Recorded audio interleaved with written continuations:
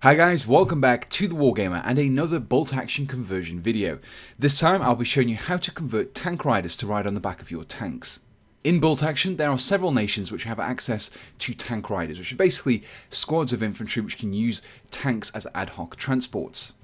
Now currently there isn't really an easy way to represent these in the game, at least not a practical one. You can buy some tank rider miniatures, glue them to your tank, but then when they dismount you either have to switch out the tank or cause confusion because your tank has still got tank riders.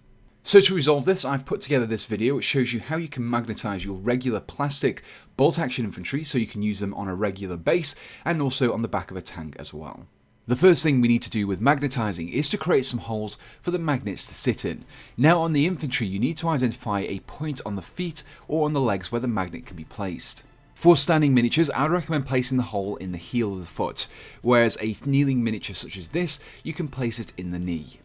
Once we've identified the area of the miniature we want to place the magnet, we can then drill a hole in the knee, and for this I'm using a pin vise. Once you've created the hole, you can then expand it out to the size of the magnet using a knife, a file or a Dremel. Once you are happy with the size of the hole, we can now place the magnet inside. Now the magnets I'll be using in this video are neodymium magnets, also known as rare earth magnets as well, and these are incredibly strong for their small size. They also come in a huge range of shapes and sizes, and I'll include some links in the description below so you can pick some up for yourself. Now to fix the magnet in place, I'm using some super glue, and I've got my magnet on the end of several other magnets and just placing this into the gap and just holding it there until the glue sets.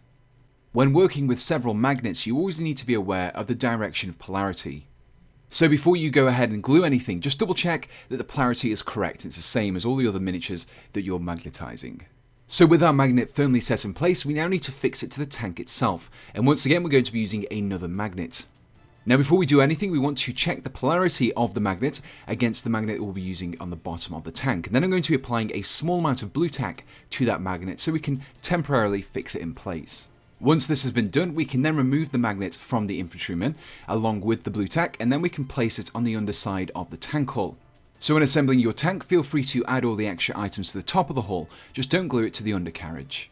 Once you've chosen a place for the magnet to go and firmly secured it with the blue tack, you can then bring your infantry soldier back in. The magnet we place in the miniature's leg should lock onto the magnet that we place on the underside of the tank. Once the infantryman is locked, you can then adjust the position of the soldier to make sure he fits correctly on the surface. If however the position is awkward, then you can actually move around the magnets themselves until you get them into a position that you're happy with. This is why it's incredibly important to use blue tack rather than supergluing the magnets in place first time around. So continue doing this until you have found positions for all of the tank riders that you want to apply to your tank. It's important to do this with all of your infantry before you actually glue the magnets in place, as you want to make sure that all the miniatures can fit and also that the positions are realistic. Once you are happy with the position of the magnets, you can then start removing them one by one. Once you've removed one, mark its position using a Sharpie or similar permanent marker. Once all the magnets have been removed, you should be left with several dots marking the positions of the magnets. Now once again I'll be using super glue to fix them in place, but be sure to double check the polarity of these magnets because once they are in place it's going to be very difficult to alter them. With all of the magnets glued, you should then be able to easily add and remove your tank riders from the back of the tank. So far we have an infantryman that can be used on the back of a tank, but not anything else. We need to give him a base so that we can use him as a regular infantryman.